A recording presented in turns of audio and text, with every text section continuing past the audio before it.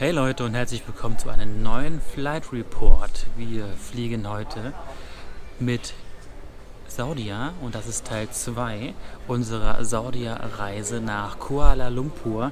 Diesmal mit dem Dreamliner 787 in einer 121-Konfiguration. Da freue ich mich schon drauf. Nämlich das ist eines der neuesten Hardprodukte, also neuesten Produkte, die Saudia aktuell hat. Wir sind ja mit der A330-300 hergeflogen. Die war auch nagelneu, also gerade mal ein Jahr alt, aber da hat man schon leichte Gebrauchsspuren gemerkt. Der Sitz war okay, war eine 2-2er Bestellung. Jetzt haben wir ja, wie gesagt, eine 121.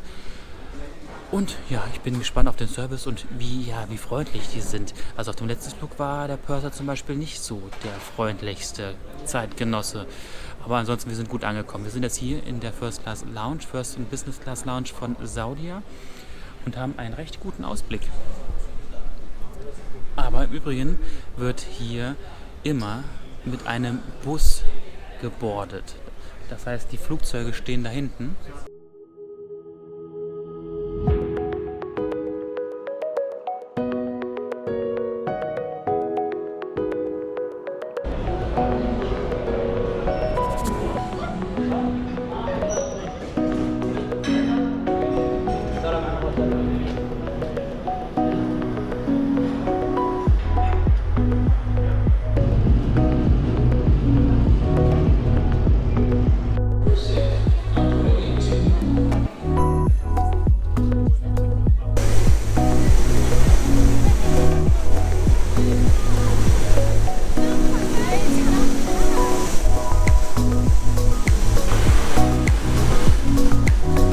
Das Boarding ist etwas chaotisch hier bei Saudia. Es werden alle Leute in einen Bus gekarrt und dann nach und nach zum Flugzeug gebracht, was ja weit draußen steht, wie das jetzt hier. Das ist übrigens eine Boeing 787-9, also ganz neu und groß und ich mag ja dieses Flugzeug.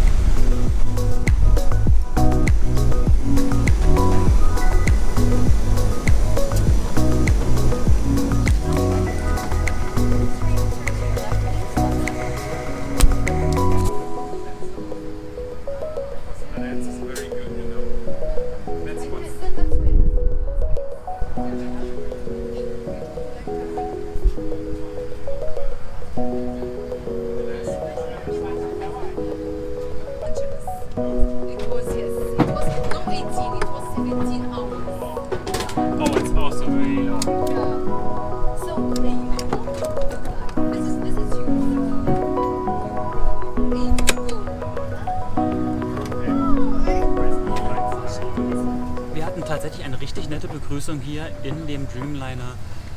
Und ich muss hier mal die Lüftung ausmachen, nicht dass es so bläst. Und wie gesagt, das ist eine 1-2-1-Konfiguration hier in 6 Sitzen, also 6 Reihen, besser gesagt. Und ja, macht einen sehr tollen Eindruck, weil es auch so schön beleuchtet ist. Ich muss tatsächlich sagen, ich habe immer so ein bisschen Angst jetzt hier bei Saudia, weil die Saudis sind alle so ein bisschen kamerascheu. Man muss aufpassen, dass man hier nicht alles filmt. Das verstehe ich auch und ich filme ja auch nicht irgendwelche Familien oder fremden Menschen. Wenn, dann werden sie ja unkenntlich gemacht. Aber ja, man muss aber so mit aufpassen. Aber jetzt haben wir eine Dame, eine Flight Attendant hier, die richtig gut drauf ist. Mal gucken, wie der Flug sein wird. Ungefähr 8,5 Stunden bis nach Kuala Lumpur. Und wir werden natürlich ein bisschen schlafen, ein bisschen essen. Ja, aber es wird hier kein Champagner, Wein oder ähnliches geben, denn Saudia ist bekanntlich trocken. Das heißt, es gibt keinen Alkohol hier an Bord. Dafür soll es leckeres Essen geben, es gibt Entertainment, aber wohl eher weniger Filme auf Deutsch, aber ich bin trotzdem sehr gespannt hier. Sie hat mich erkannt, ihr glaubt es nicht. Sie hat mein Emirates First Class Video gesehen, wie lustig. Was habe ich hier alles an meinem Sitz? Ich habe ein weißes Kissen, eine Decke, ja, hier ein paar Magazine. Hier links ist die Armlehne mit einem Fach drin, da ist aber nichts drin. Normalerweise gehört also Wasser oder Kopfhörer rein.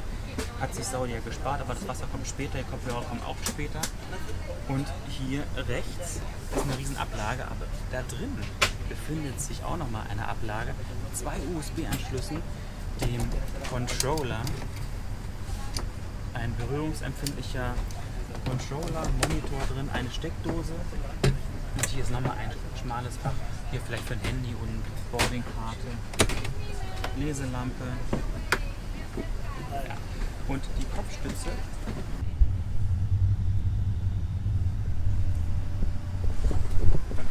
Das ist der Fußraum hier vorne, relativ viel, und hier ist auch noch ein weiteres Compartment, aber das ist auch relativ klein, aber trotzdem die Anzahl der verschiedenen Ablagemöglichkeiten ist gar nicht so verkehrt.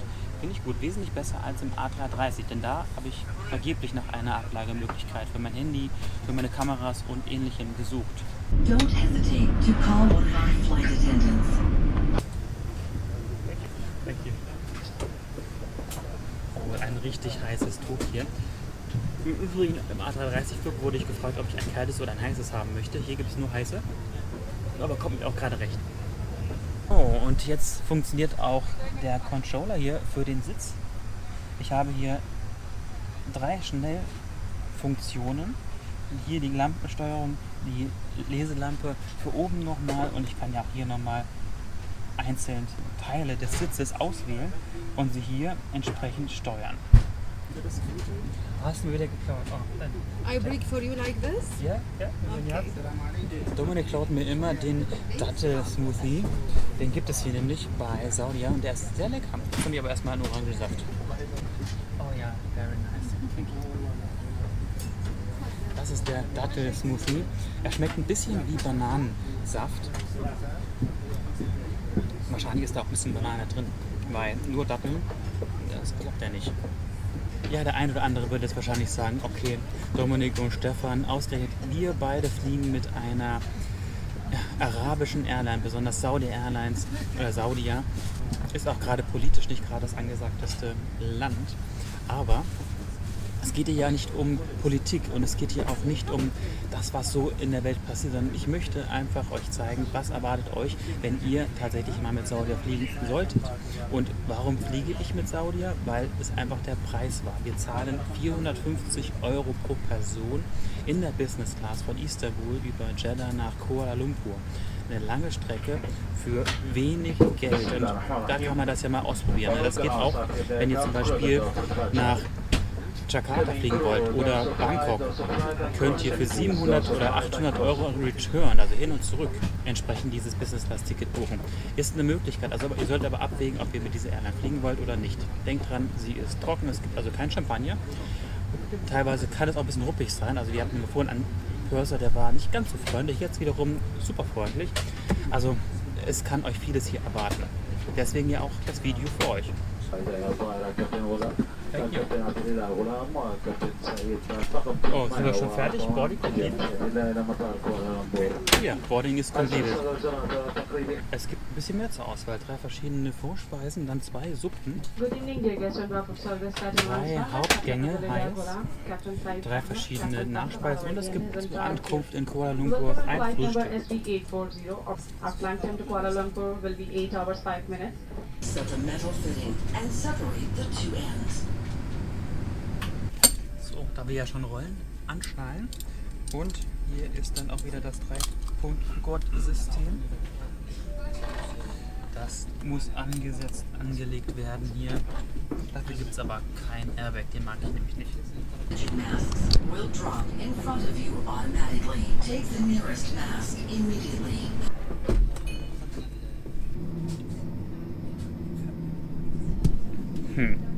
Das ist ja wie Windows hier. والانتباه لعرض تعليمات السلامة التالية. يرجى التأكد من وضع الأمتعة على وضعية الانحناء إلى الأمام. الرجاء تحديد أقرب مخرج إليك الآن. إذا كان إخفاء الطائرة ضروريا ستضاء الممرات بأنوار العليا. ثم اتبع تعليمات الملاحين.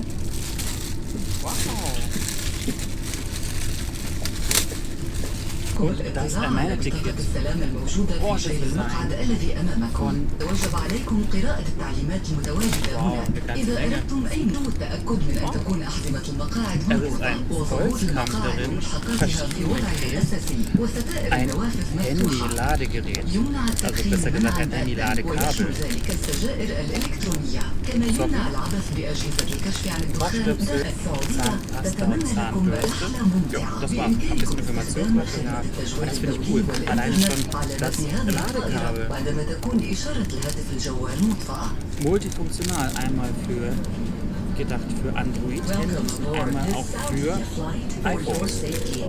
Ladies and gentlemen, the text you are about to hear is a supplication which Prophet Muhammad, peace be upon him, used to pray upon.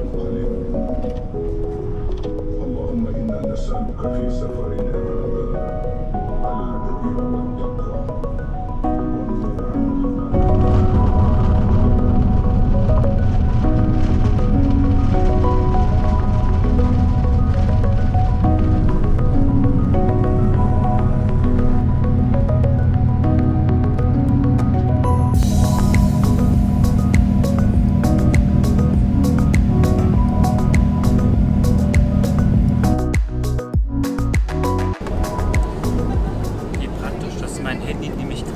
Sowieso leer ist, dann testen wir mal, wie das funktioniert.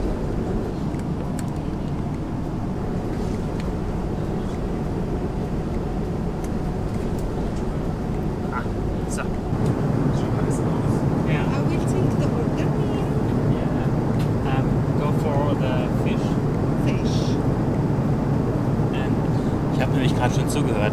Es ist tatsächlich so, dass es danach, wenn man hinten sitzt, dass vieles schon aus ist. Also ich habe ja 3 Möglichkeiten zur Auswahl. Das Lamm war ja wohl relativ schnell schon leer, aber das hatte ich ja zum Glück schon auf dem Flug in der A330. So nehme ich jetzt mal den Fisch, der liest sich sehr lecker.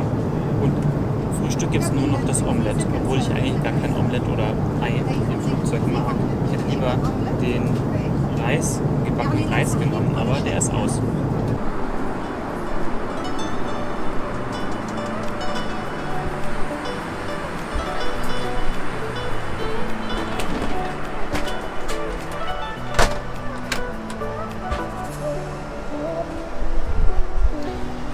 Das ist die Toilette, der Restroom hier im Dreamliner. Vorne links, den habe ich jetzt gewählt.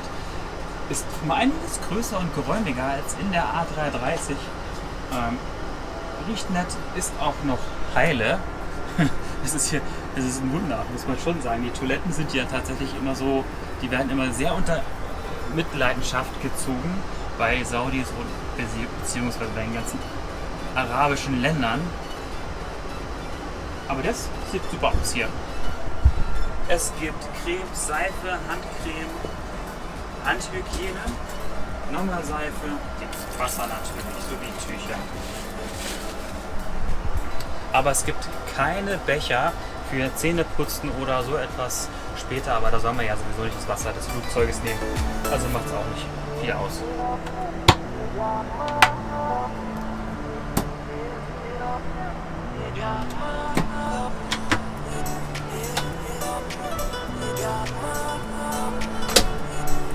Multifunktional. Oh, ich muss zurück zum Platz. Es kommen Turbulenzen.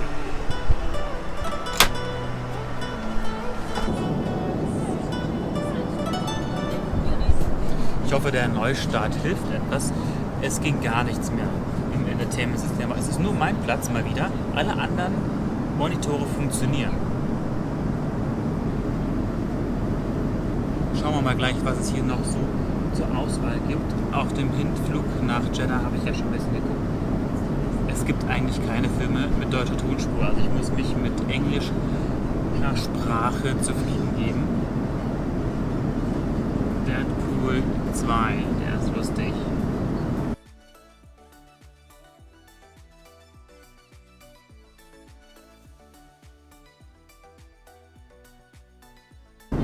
Möchte ich nicht Filme schauen, kann ich auch TV-Serien anschauen, Musik hören,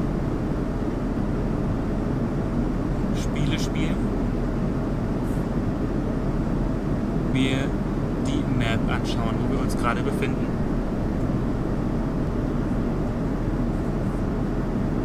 Jawohl. Ich finde diesen Sitz optimal zum Arbeiten. Der Tisch, der ist so stabil, dass ich wunderbar meinen Laptop da drauf tun kann, mit Maus arbeiten, denn hier und den ganzen Drum und Dran. Und nebenbei hat das Flugzeug auch Wi-Fi. Ich kann mich hier mit Saudia On Air verbinden. Als Business-Class-Kunde habe ich 25 Megabyte frei. Das ist nicht wirklich sehr viel. Damit kann man vielleicht mal ein paar E-Mails abrufen, irgendwelche E-Mails beantworten und ein bisschen WhatsApp machen. Das war's. Was es aber noch kostet darüber hinaus, das zeige ich euch jetzt mal durch so einen Einblender. Könnte sich tatsächlich lohnen, für einen 9-Stunden-Flug eventuell so einen ganzen Flugplan zu kaufen. Der kostet allerdings 25 US-Dollar at the Dubai International Airport for 22 hours. We stay at the hotel and waste the time. Which country? In Dubai. In Dubai. Nice to meet you. I'm so happy and I'm so lucky to have you with me to work today. Thank you.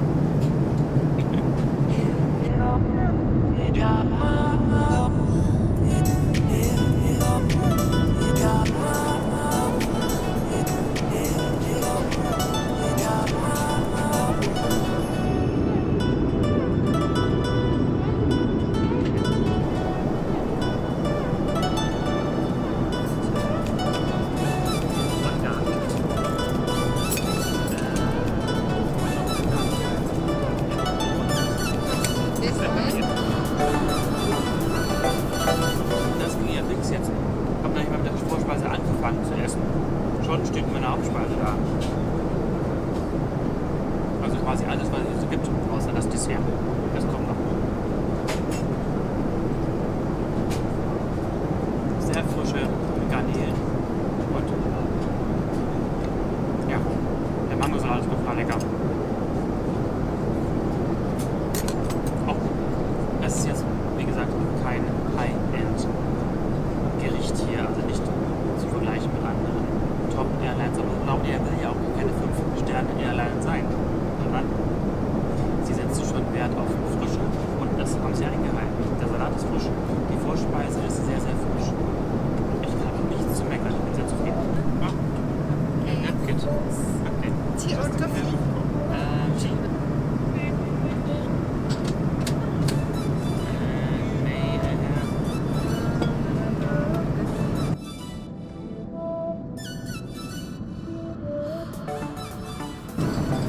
Und zum Abschluss gibt es einmal Tee für mich und ein Schoko-Cake.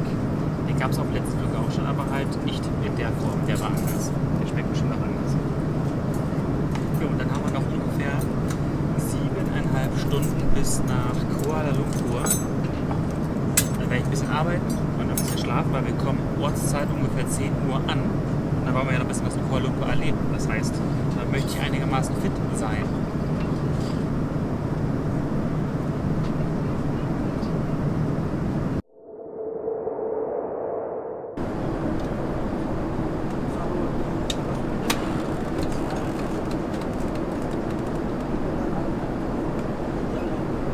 Das ist hier das flache Bett in der Saudia Business Class Dreamliner 7879. Es ist ungefähr genauso lang wie das der A330. Wie lang genau und wie breit, das zeige ich euch jetzt durch einen Einblender. Aber wenn ich hier zum Beispiel diese Armlehne runter mache, habe ich gefühlt mehr Platz. Das ist angenehm, finde ich. Hier kann ich schon besser schlafen als in der A330, weil es auch noch ein bisschen privater ist. Also es ist tatsächlich eine Privatsphäre hier aufgrund des Reverse Herringbone Verfahrens, was hier angewendet worden ist. Es ist ja immer so ein bisschen schräg versetzt, der Sitz. Oh, jetzt ist ja schon wieder Anschnallen angesagt.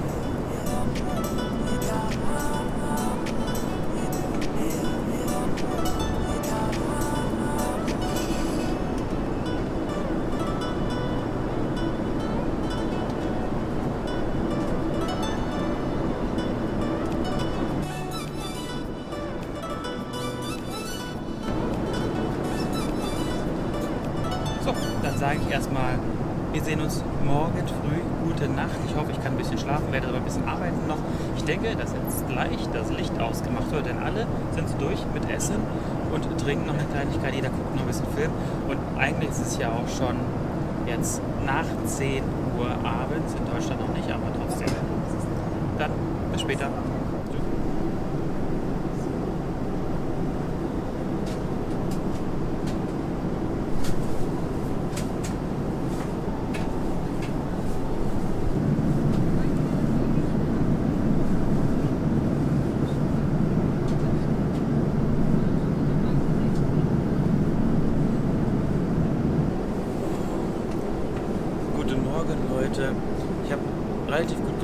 wenn es viel zu kurz war.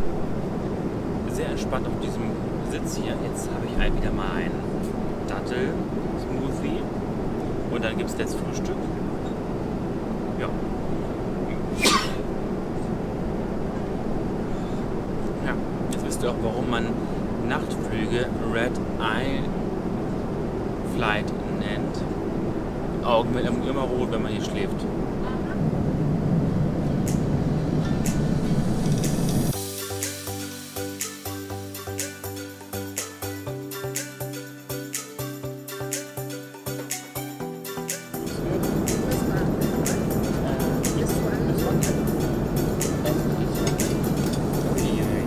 Hier gibt es aber viel zur Auswahl.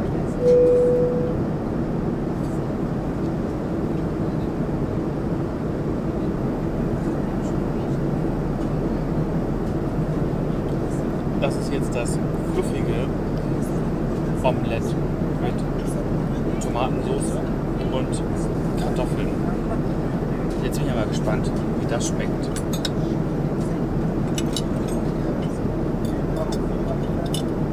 Der hat übrigens den gebratenen Reis bekommen, der hat Glück. Na,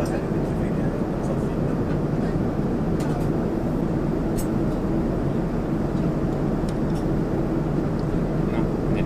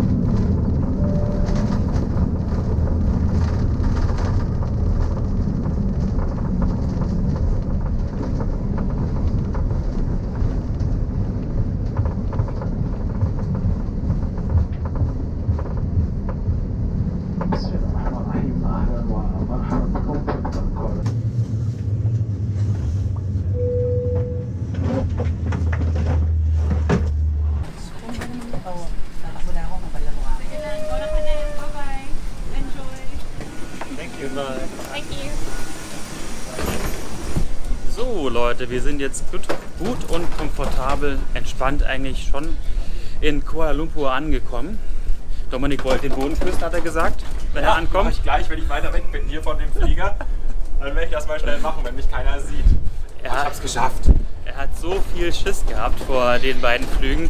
Ein bisschen verunsichert war ich auch. Man weiß ja nie genau, was einen erwartet. Ne? Bei Saudi kann ja viel passieren, aber wir haben Glück gehabt, mega Glück sogar beim zweiten Flug. Sehr nette Crew gehabt, also Ich kannte ihn sogar. Ja. wir können nicht meckern. Essen war auch gut, ich konnte gut schlafen. Eigentlich war es wie jeder andere in der Business Class halt auch. Gut, wenn ihr Fragen habt, Anregungen, wie immer, in die Kommentare. Nach rechts müssen wir, glaube ich. Achso. Und ja, vielleicht sehen wir uns dann im nächsten Video wieder. Bis dahin, tschö. Tschüss.